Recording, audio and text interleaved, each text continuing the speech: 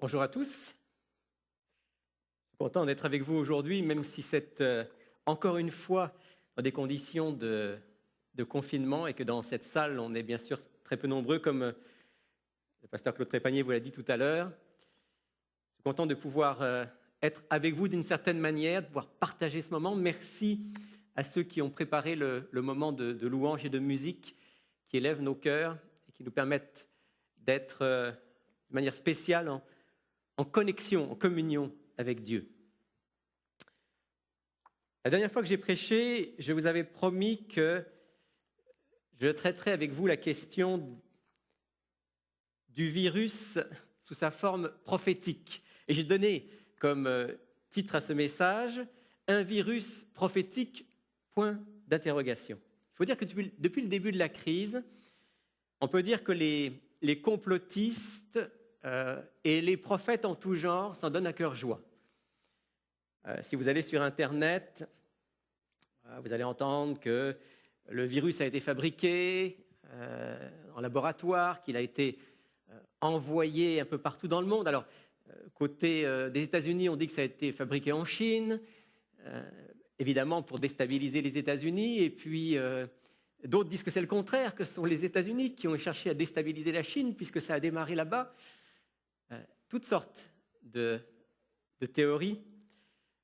On dit aussi que, en fait, ce sont les grandes puissances qui orchestrent tout ça avec un plan machiavélique en tête. Et pour être honnête avec vous, je ne sais pas ce qu'il y a de vrai dans tout ça. Je n'ai pas une grande confiance dans les grands de ce monde, dans ceux qui tirent les ficelles de ce monde. Je n'ai pas non plus une grande confiance dans les complotistes. Donc, je ne sais pas ce qu'il y a de vrai dans tout ça. Et ce n'est pas non plus ce qui m'intéresse vraiment. Du côté des chrétiens, on a évidemment des gens qui nous disent que voilà, cette crise, c'est celle qu'on attendait, c'est la dernière grande crise. Juste après cette crise, ce sera la venue de l'Antichrist, et puis les dernières plaies sur la terre, et puis, suivant les versions, le retour de Jésus ou l'enlèvement de l'Église.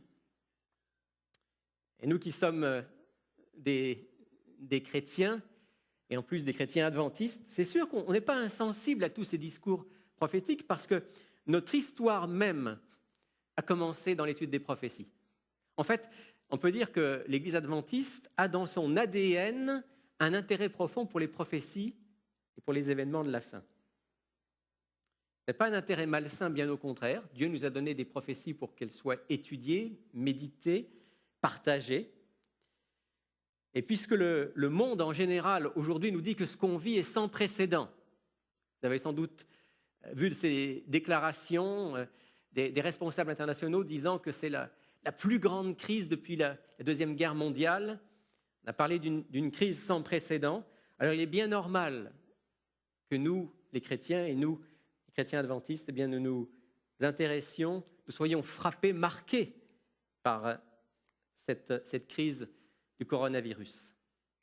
Mais la question qui se pose, c'est est-ce que d'un point de vue biblique, si on laisse de côté l'aspect sensationnel, émotionnel, est-ce que d'un point de vue biblique, cette crise du coronavirus a un sens, une signification prophétique? C'est la question que j'aimerais qu'on se pose aujourd'hui et j'aimerais avant toute chose prier avec vous. Père du ciel, merci de nous permettre de prendre un moment autour de ta parole. On va le faire avec beaucoup d'humilité, Seigneur, parce que nous ne comprenons que peu de choses. Toi, tu sais toutes choses. Alors, donne-moi, Seigneur, alors que je vais partager ce message, de le faire avec humilité, avec simplicité, mais aussi d'une manière qui exalte ton plan d'amour et de salut, que nous puissions tous nous rapprocher de toi et nous préparer pour ton retour. Au nom de Jésus. Amen. La première chose que j'aimerais faire quand on parle de signes prophétiques, c'est que j'aimerais faire une distinction entre ce qu'on pourrait appeler les signes des temps et les signes spécifiques de la fin. Dans l'Évangile selon Matthieu, chapitre 24, qui est l'un des grands chapitres prophétiques des Évangiles, Jésus dit « Vous allez entendre parler de guerre et de bruit de guerre.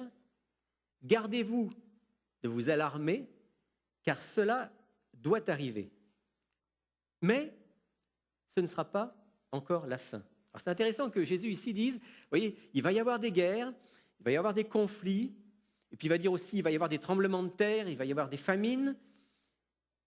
Ça doit arriver, c'est un signe que l'histoire avance, il y en aura toujours jusqu'au retour de Jésus, mais attention, ce ne sera pas encore la fin. Autrement dit, ce n'est pas ça qui constitue le signe concret, visible de la fin.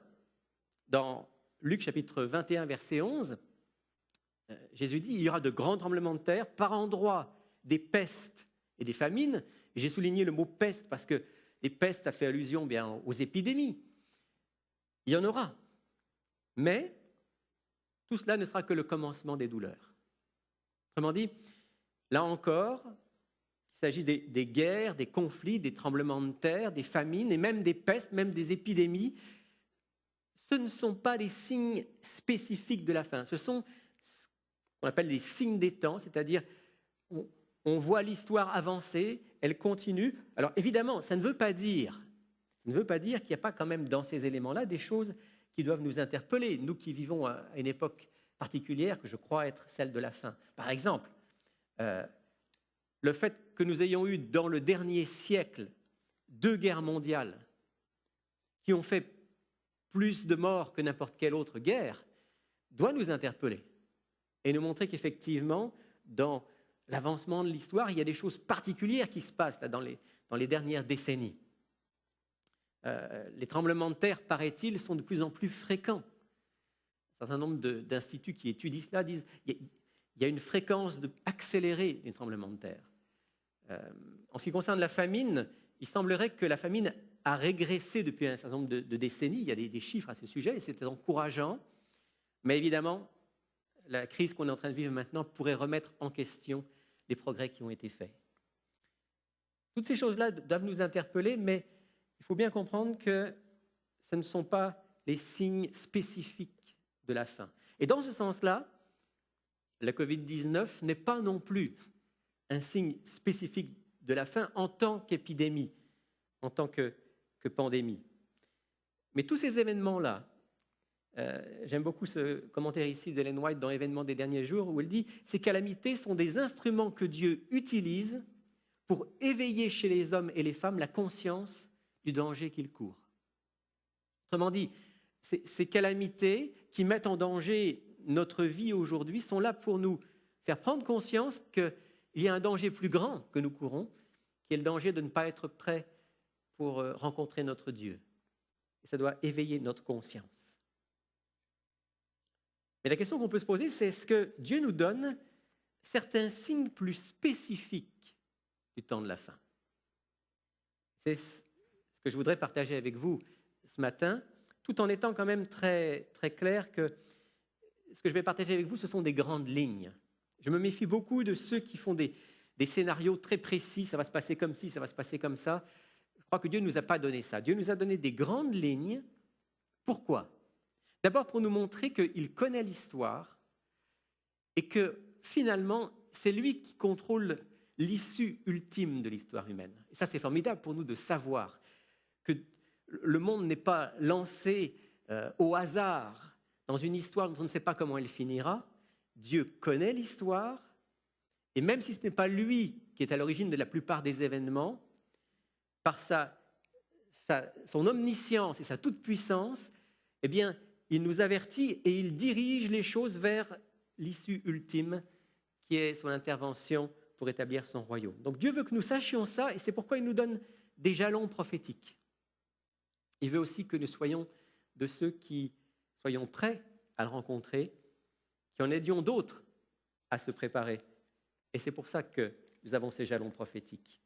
Mais pour ce qui est des temps et des moments, dira Jésus, personne ne le sait. Et il nous faut garder cette humilité de dire le scénario exact, Dieu seul le connaît. Nous avons juste les grandes lignes. Ces grandes lignes peuvent nous aider à comprendre le monde dans lequel nous vivons. Permettez-moi de partager avec vous un certain nombre de textes qui vont nous diriger vers ce que je crois être un signe spécifique des temps de la fin. Je lis avec vous d'abord dans Luc 21, versets 25 et 26. Il y aura une angoisse des nations qui ne sauront que faire au bruit de la mer et des flots. Les hommes rendront l'âme de terreur dans l'attente de ce qui surviendra pour la terre. J'ai souligné ce qui surviendra pour la terre. Je continue avec un texte de l'Apocalypse, Apocalypse chapitre 3, verset 10. C'est dans la lettre que Jésus adresse à l'église de Philadelphie. Il est dit ceci: « Parce que tu as gardé la parole de la persévérance en moi, je te garderai, moi aussi, de l'heure de l'épreuve qui va venir sur le monde entier pour éprouver les habitants de la terre. » Je continue dans le livre de l'Apocalypse, cette fois-ci au chapitre 13 et au verset 3. La fin du verset 3. « Remplie d'admiration, la terre entière suivit la bête. » Quelques versets plus loin, au verset 6, il nous est dit que cette bête ouvrit sa gueule en blasphème contre Dieu pour blasphémer contre son nom, son tabernacle, ceux qui habitent dans le ciel. Et au verset 7, il lui fut donné de faire la guerre aux saints et de les vaincre. Il lui fut donné pouvoir sur toute tribu, tout peuple, toute langue et toute nation. Au verset 12, cette bête toujours fait que la terre et ses habitants se prosternent devant la première bête. Enfin, versets 16 et 17, elle fait que tous, les petits et les grands, les riches et les pauvres, les hommes libres et les esclaves, reçoivent une marque sur la main droite et sur le front, et que nul ne puisse acheter ni vendre sans avoir la marque. Ce que je remarque en lisant ces textes, c'est que l'une des caractéristiques du temps de la fin, des dernières minutes, dernières heures de l'histoire humaine, c'est qu'il va y avoir dans les événements un caractère mondial, global, universel. La prophétie biblique annonce, au temps de la fin, des événements de portée mondiale. On parle, vous savez, aujourd'hui de mondialisation, de globalisation. Cette mondialisation, elle a commencé de manière assez forte dans ce qu'on appelle la révolution industrielle. Fin du XVIIIe siècle, bien sûr, encore plus au XIXe siècle. Et de plus en plus, les phénomènes sont devenus mondiaux. Il y a eu une internationalisation des phénomènes. Les communications sont devenues plus faciles. Le transport est devenu plus facile. Dans ce sens, cette pandémie de Covid-19 a un sens prophétique parce qu'elle est à la fois le fruit et le symbole de la mondialisation. Quand je dis le fruit, c'est que si cette épidémie s'est répandue dans le monde entier, c'est parce que justement aujourd'hui, les communications sont telles qu'on va d'un endroit à un autre, on va de l'Asie à l'Amérique, de l'Amérique à l'Europe, de l'Europe à l'Afrique, et c'est comme ça aussi que cette maladie s'est répandue. Elle est aussi le symbole de la mondialisation parce que jamais autant que dans cette crise, on s'est rendu compte à quel point tous les pays étaient interdépendants. D'ailleurs, il y a eu des choses assez étonnantes. Certaines mesures ont été prises dans certains pays et par mimétisme, alors même qu'il ne se passait presque rien dans leur pays, d'autres pays ont suivi les mêmes consignes.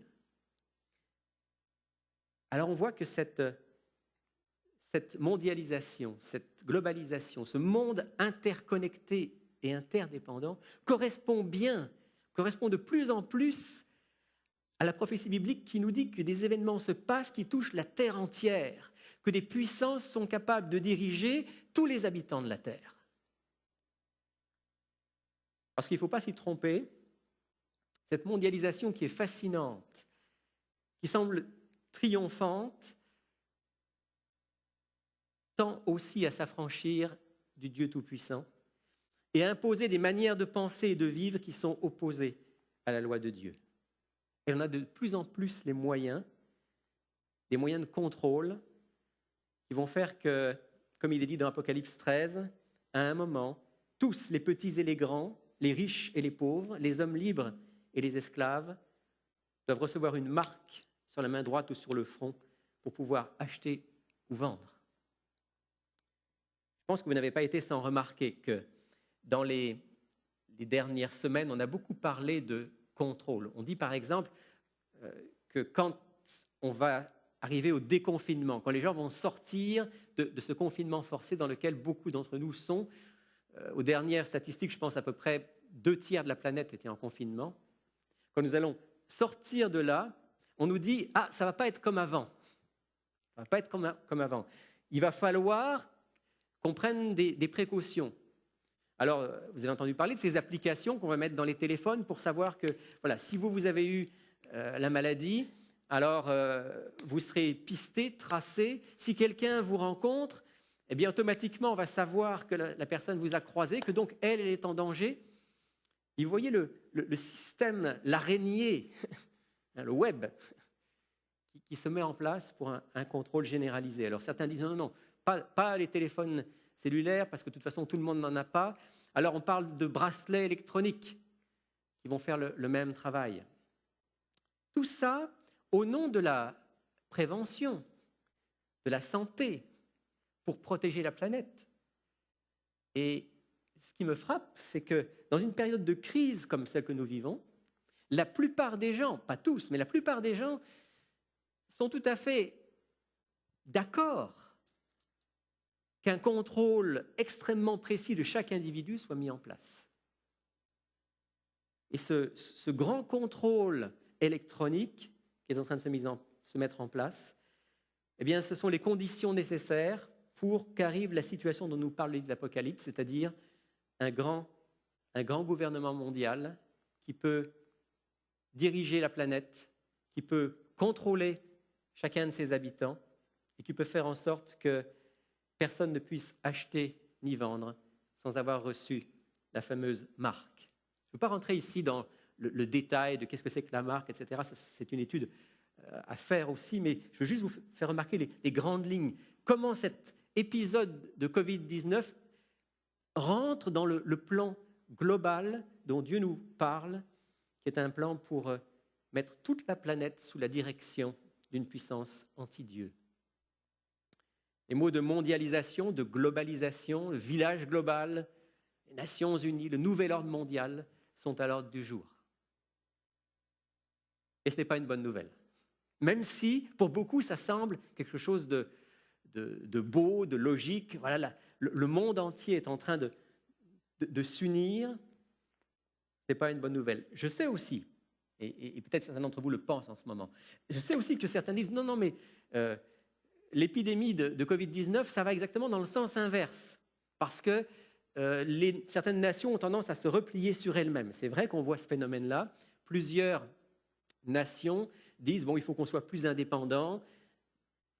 Mais j'aimerais juste vous dire, ne vous trompez pas, la prophétie biblique est claire. Au-delà de ce moment de crise où certains remettent en cause la mondialisation, au-delà, ce qui va se passer, ça va être une intensification de cette mondialisation, de cette globalisation. Et c'est quelque chose qu'on a vu depuis déjà assez longtemps. Après la Deuxième Guerre mondiale, ce banquier américain avait dit « Nous aurons un gouvernement mondial, que cela plaise ou non. La seule question est de savoir s'il sera créé par conquête ou par consentement. » Déjà, on était juste après la Deuxième Guerre mondiale et on disait « Bon, il ne faut plus que ça arrive. Pour que ça n'arrive plus, il faut un gouvernement mondial. » Puis, il y a eu des hauts, il y a eu des bas. Dans les années 90, ce mouvement a pris un grand essor. Voilà une citation de quelqu'un que vous connaissez sans doute, ex-président de l'Union soviétique, Mikhail Gorbatchev. Il dit ceci, « On ne peut résoudre ces problèmes qu'ensemble. Voilà pourquoi il est très important de rompre la logique de millénaires et surtout de ce siècle, de former avec ténacité et patience une nouvelle logique, celle de l'interdépendance, de l'interaction et de la coopération. Même dans cette salle, les fantômes de l'ancienne mentalité que nous ne remarquons parfois pas se promènent encore entre nous. Nous libérer de ces fantômes nous permettra d'avoir plus de succès dans notre voie vers un nouvel ordre mondial. » Et comme en écho, à l'époque, dans les années 90, le président des États-Unis disait « Nous voyons maintenant apparaître un nouveau monde, un monde dans lequel nous avons la perspective très réelle d'un nouvel ordre mondial, un monde dans lequel l'Organisation des Nations Unies, libérée du joug de la guerre froide, est prête à accomplir la vision historique de ses fondateurs, un monde dans lequel la liberté, le respect des droits de l'homme s'installent parmi toutes les nations. » Très beau discours, les droits de l'homme, mais la Bible tire le voile et nous dit ce qui se cache derrière tout cela. Il y a un économiste français qui, dans les années 2008-2009, écrivait beaucoup sur le gouvernement mondial, Jacques Attali. C'était le moment où il y avait la crise financière. Alors il disait, dans les semaines qui viennent, la principale question à régler est la crise financière. Le système bancaire, les compagnies d'assurance mondiaux sont en faillite. Il est donc urgent de mettre en place un système de régulation afin de rétablir la confiance. Je pense qu'ensuite, il faudra réfléchir à un gouvernement mondial, bien évidemment démocratique. Cela doit être une priorité. Sans gouvernement mondial, on ne peut pas parler sérieusement de démocratie. Oui, encore une fois, c'est très beau, un beau discours, un nouvel ordre mondial, un gouvernement mondial. Et c'est intéressant parce que Jacques Attali écrivait ça il y a une dizaine d'années. Et là, pendant la crise Covid-19, voilà qu'il écrit à nouveau. Et il écrit ceci. Il ne faudra pas oublier, comme pour la crise économique, donc il y a 10 ans, de tirer les leçons de la pandémie, afin qu'avant la prochaine crise inévitable, on mette en place des mécanismes de prévention et de contrôle. On devra pour cela mettre en place une police mondiale, un stockage mondial et donc une fiscalité mondiale. On en viendra à mettre en place les bases d'un véritable gouvernement mondial.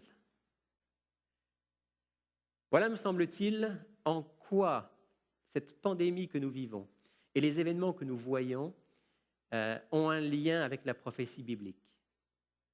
Cette crise de portée mondiale montre à quel point nous sommes dans un monde interconnecté qui correspond de plus en plus à ce que la Bible nous présente comme la situation du monde dans le temps de la fin.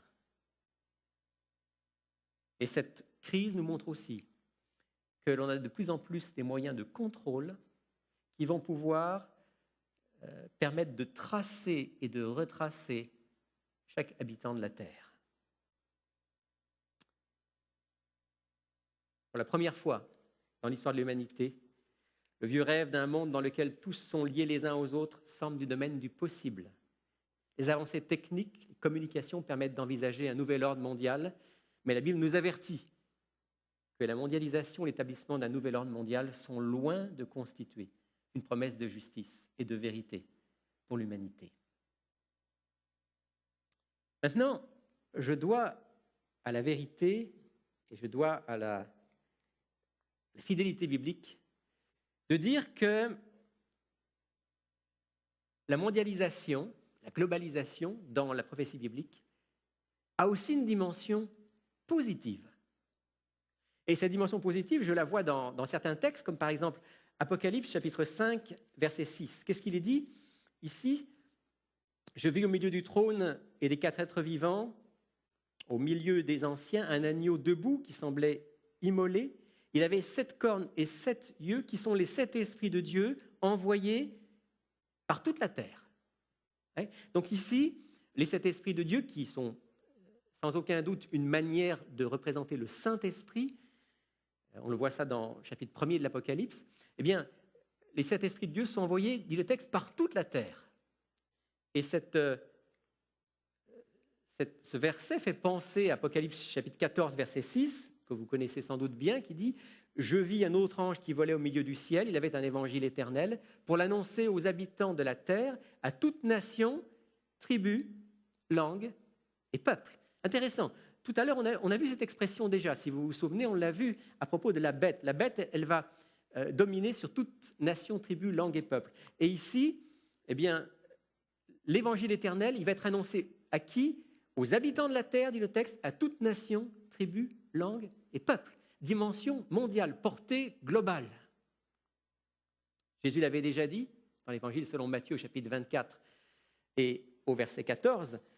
Jésus avait dit ce texte dans ce texte bien connu, on le rappelle, cette bonne nouvelle du royaume sera prêchée dans le monde entier pour servir de témoignage à toutes les nations. Alors viendra la fin. Donc, Dieu nous annonce et il nous promet que cette mondialisation qui est faite par les hommes à coups de technologie, de communication, cette mondialisation qui malheureusement va permettre de mettre en place des systèmes de contrôle et une sorte de nouvel ordre mondial qui va imposer des règles et des lois anti-Dieu, cette même mondialisation, Dieu l'utilise, parce que Dieu est tout-puissant. Et Dieu dirige l'histoire vers son terme. Il l'utilise pour permettre le partage de la bonne nouvelle de l'Évangile au monde entier. Dieu utilise cette interconnexion pour se faire connaître à tous, par le pouvoir qu'il a de guider les événements au-delà même du choix des humains. Et en cette période de Covid-19, je dirais qu'on remarque aussi que les gens sont plus sensibles. Tout le monde est sur Internet en ce moment. Tout le monde a du temps, enfin pas tout le monde, mais beaucoup de gens ont du temps. Et alors, qu'est-ce qu'on fait? Bien, on cherche, on passe son temps en essayant de suivre les nouvelles, mais aussi de chercher le sens de tout ça. Alors, il est écrit à sa manière, il participe. J'étais très frappé, je parlais avec le responsable de notre site web tout récemment, il me disait, écoute, depuis le début de la crise, c'est incroyable, le nombre d'abonnés sur la chaîne YouTube d'Il est écrit a avancé de manière exponentielle. Les émissions sont regardées davantage, les messages comme celui que je suis en train de partager avec vous sont regardés davantage. Et Il est écrit n'est qu'une petite goutte dans cette mer de partage de l'Évangile. Alors c'est vrai, vous allez me dire, oui, mais alors dans ce partage, il y a vraiment de tout. Il y a à boire et à manger, il y a des choses qui sont complètement à côté de l'Évangile, c'est vrai. Néanmoins, Dieu est à l'œuvre, parce que Dieu garde le contrôle ultime.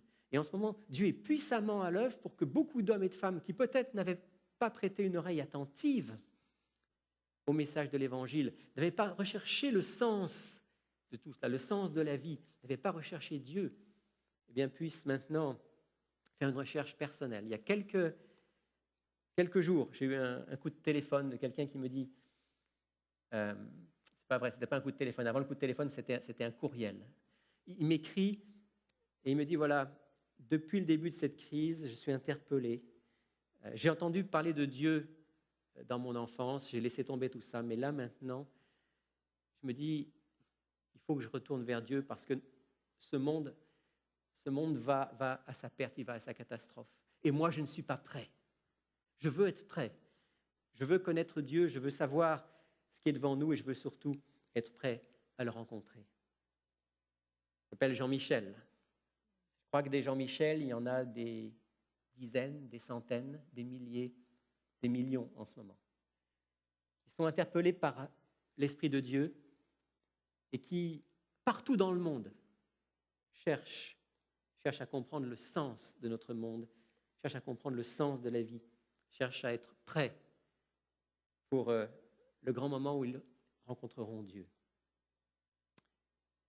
Il y a donc deux éléments, on va dire, contradictoires, opposés, d'après la prophétie biblique. Ce qui est caractéristique, une des caractéristiques, pas la seule, mais une des caractéristiques de la fin des temps, c'est la mondialisation des phénomènes, la globalisation des phénomènes, le fait que le monde entier est concerné, d'une part, par la mise en place de ce système opposé à Dieu, d'autre part, par la proclamation de la bonne nouvelle de l'Évangile à la terre entière. Et savez-vous quoi? Il y a quelque chose d'extraordinaire dans cette deuxième dimension, c'est que dans la première, dans une large mesure, on est spectateur, parce que ce sont les grands de ce monde qui tirent les ficelles, les géants économiques, les géants politiques, les géants financiers, les géants philosophiques et religieux. Mais dans la deuxième dimension, nous ne sommes pas seulement spectateurs, nous sommes aussi acteurs. Parce que cette bonne nouvelle au monde entier, ce n'est pas simplement je regarde ce que Dieu fait dans le monde, c'est je suis appelé à moi aussi, sous l'influence du Saint-Esprit, à être un témoin de Jésus-Christ pour permettre que le plus grand nombre puisse le connaître. La prophétie biblique nous annonce une mondialisation positive sous l'influence de l'Esprit de Dieu, car Dieu a fait cette promesse, Jésus a fait cette promesse, vous recevrez une puissance, celle du Saint-Esprit qui viendra sur vous. Vous serez mes témoins à Jérusalem, dans toute la Judée, la Samérie et jusqu'aux extrémités de la terre. Jésus a dit, je suis la lumière du monde. Mais il a dit aussi, c'est vous qui êtes la lumière du monde. Autrement dit, Jésus, à l'heure actuelle, est à l'œuvre par son esprit pour attirer le plus grand nombre à lui, partout dans le monde. Mais vous et moi, nous sommes aussi par réflexion, c'est lui qui est la grande lumière, mais nous, par réflexion, parce que l'esprit de Jésus vit en nous, nous sommes la lumière de ce monde. Et Dieu nous invite plus que jamais dans cette période à faire en sorte que notre lumière brille par sa grâce. Les gens ont besoin de certitude dans un monde où on n'est plus sûr de rien. Ils ont besoin de réconfort dans un monde où il y a en ce moment beaucoup de gens qui sont dans le désespoir. Ils ont besoin de comprendre le sens de l'histoire dans un monde où on a l'impression que tout est ballotté, on ne sait pas où on va. Ils ont besoin de l'amour de Dieu, de la lumière de Dieu. Et nous sommes la lumière du monde. Comment est-ce que nous pouvons être la lumière du monde? Oh, bien sûr, d'abord et avant tout par nos actes, plus que par nos paroles. J'aime toujours cette déclaration de Charles Spurgeon, ce grand prédicateur anglais du XIXe siècle, qui disait « Les paroles pèsent en grammes, mais les actes pèsent en tonnes. » Nos actes, plus que toutes nos paroles, vont permettre aux gens de savoir que Dieu est vivant, savoir qu'il y a un espoir. Le bien que nous faisons aux autres dans cette période est certainement le plus beau témoignage que nous puissions donner. Mais aussi, bien sûr, le partage de la bonne nouvelle, le partage de la parole de Dieu avec tous ceux qui y sont ouverts, et la fidélité envers Dieu dans un monde qui n'a plus de point de repère. Vous savez, la grande caractéristique que nous donne le livre de l'Apocalypse, et je suis toujours dans la section centrale de l'Apocalypse, vous savez, tous les textes que j'ai lus, ou presque tout à l'heure dans l'Apocalypse, c'était dans le chapitre 13, chapitre 14, c'est la section centrale de l'Apocalypse. Dans cette section centrale, chapitre 14, verset 12, il y a ce texte bien connu, c'est ici la persévérance des saints qui gardent les commandements de Dieu et la foi de Jésus ou la foi en Jésus. Et c'est trois grandes caractéristiques. La persévérance, la foi en Jésus et le fait d'être fidèle aux commandements de Dieu.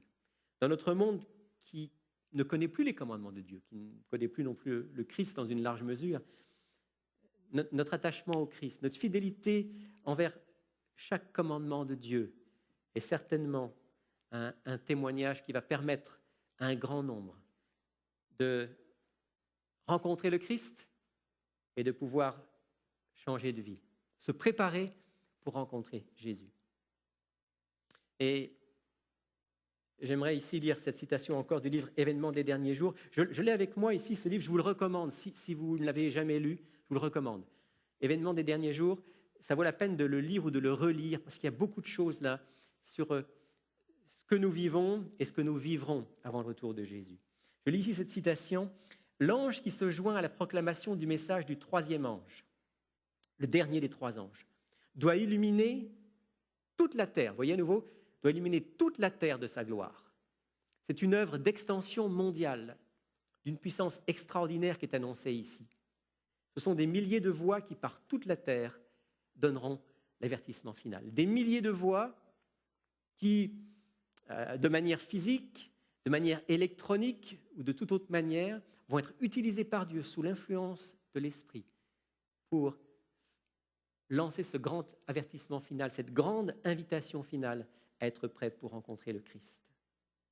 Et peut-être que certains en m'écoutant vont dire, oui, mais d'accord, l'Apocalypse et la Bible parlent d'un grand mouvement mondial, puis il va y avoir une sorte de gouvernement mondial à la fin des temps. Mais enfin, on n'est pas encore là.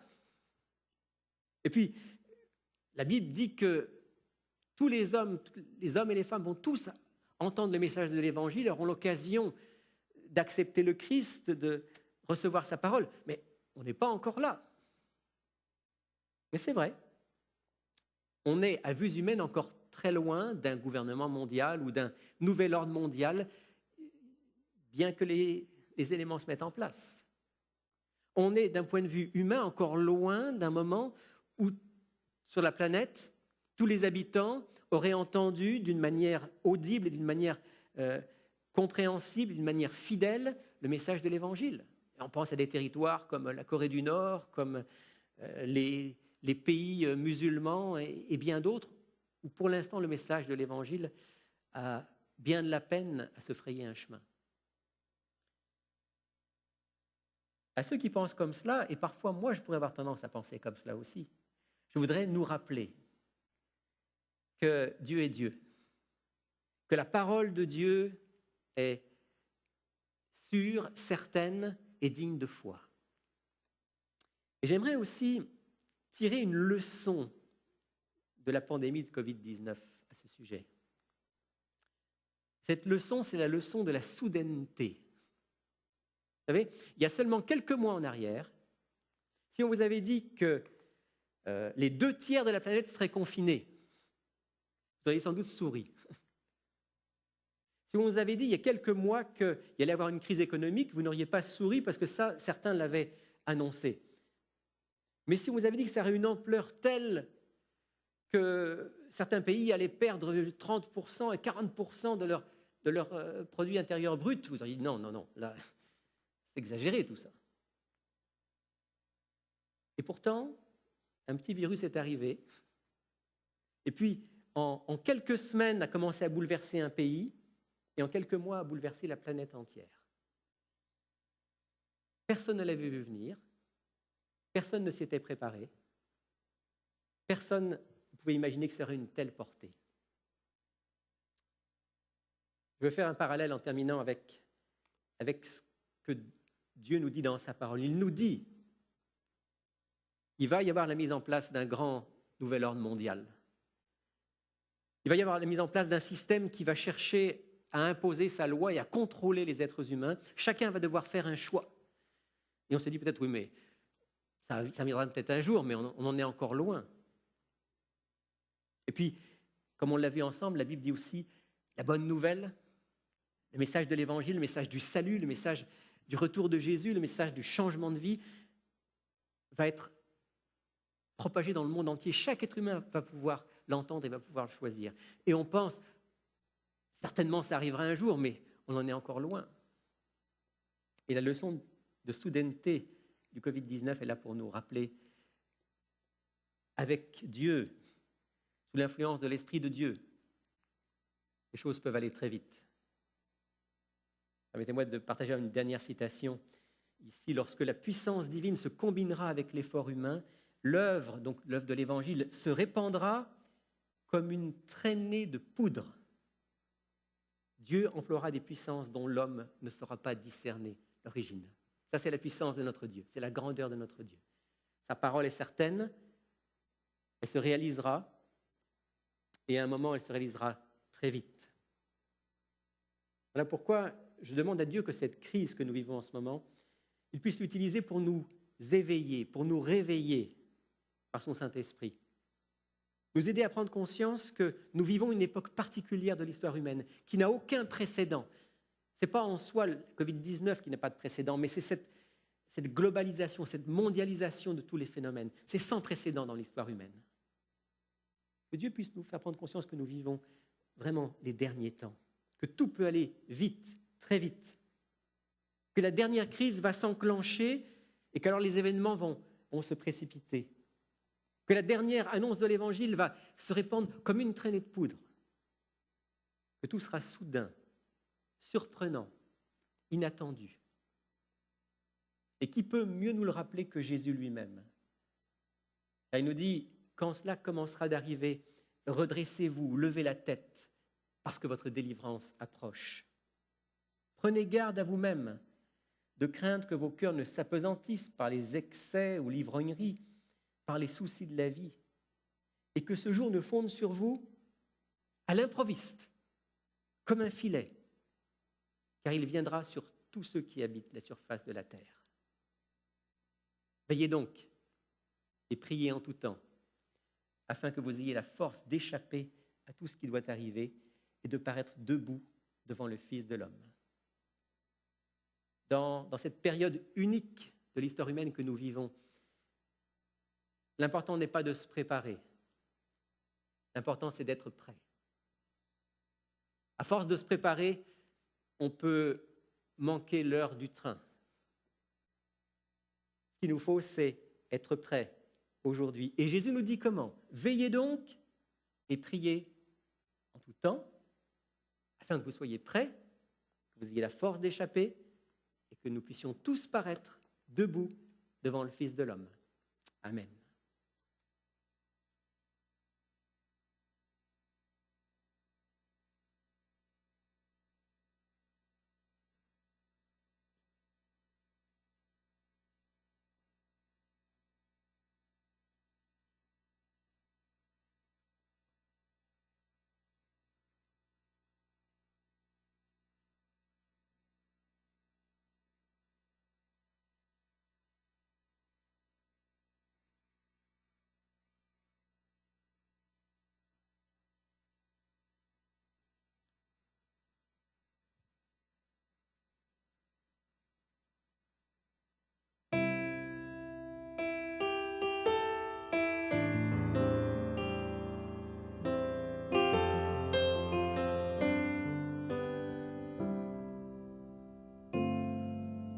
Je te donne mon cœur, il ne m'appartient plus.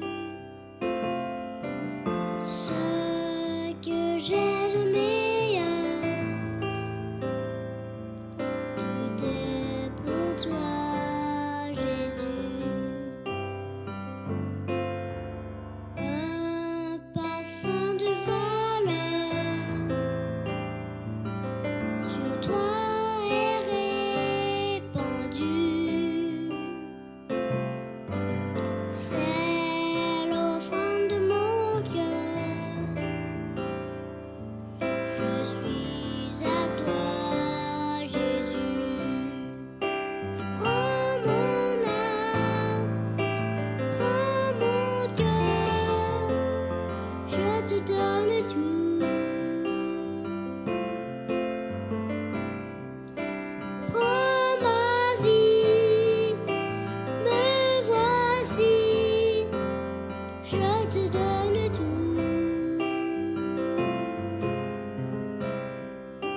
Mon cœur est à toi, tout à toi.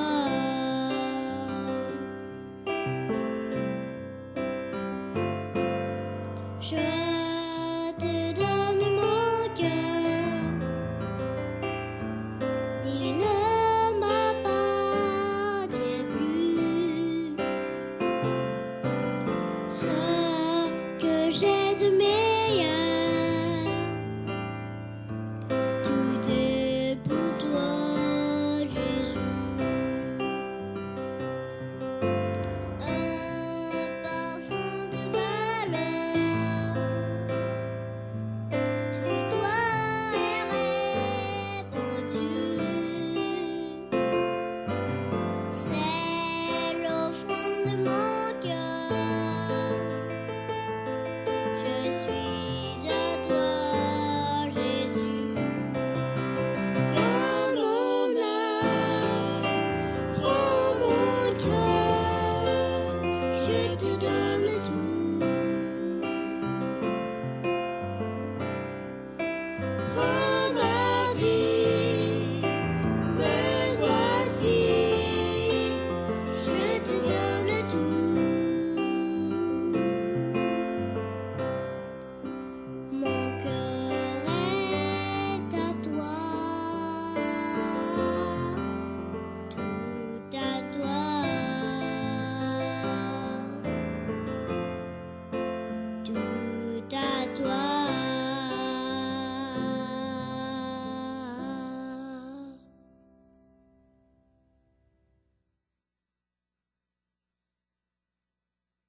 remercier le groupe de louanges pour ces beaux chants, ce beau montage. On veut remercier aussi Rémi pour le beau message qu'il nous a présenté ce matin. On veut remercier surtout le Seigneur pour ce qu'il fait pour nous et la façon dont il utilise les hommes et les femmes, les enfants, pour justement nous donner de se savoir près de lui et d'avoir cette espérance que très bientôt, il reviendra. Donc, soyons prêts et prions pour demander au Seigneur de nous donner justement d'être prêts. Éternel, notre Dieu, notre Père, on veut te dire merci pour ton saint jour, le sabbat, où nous pouvons nous arrêter de toute activité, pour nous arrêter et aussi écouter ce que tu as à nous dire. Puisses-tu parler à nos cœurs, puisses-tu nous donner de toujours faire les choses dont tu nous appelles à faire. Père, accorde-nous plus que toute autre chose ton Esprit Saint, afin qu'on soit en mesure de bien te représenter.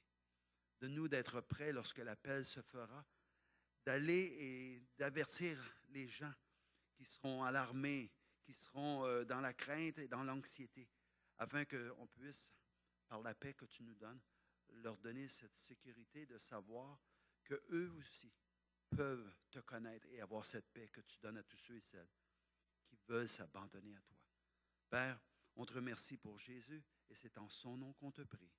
À lui seul soit l'honneur et la gloire. Amen. Sur ce, bon sabbat à tous et que Dieu vous bénisse.